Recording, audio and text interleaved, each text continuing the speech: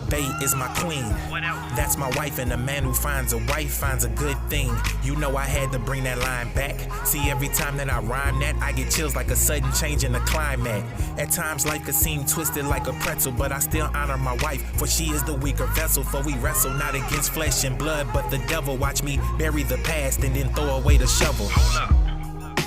I said, watch me bury the past and then throw away the shovel. You dig? You see me. Marriage ain't perfect, but it's worth it. It's not always glamorous like Fergie, but you can't fight dirty. I'll never hate myself, and the same goes for my wife. That's word to Lil James.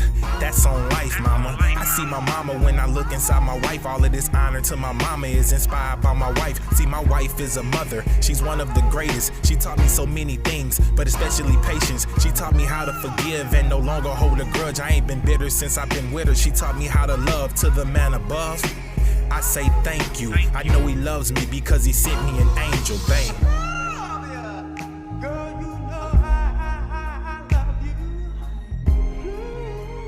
No matter what you do.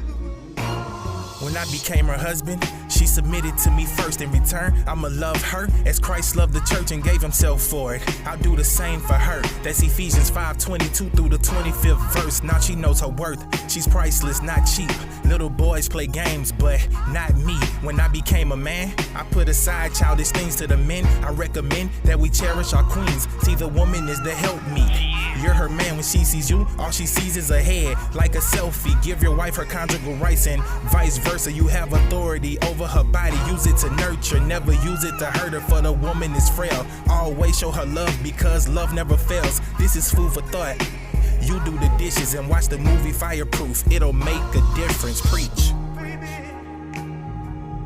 I'm thinking of you.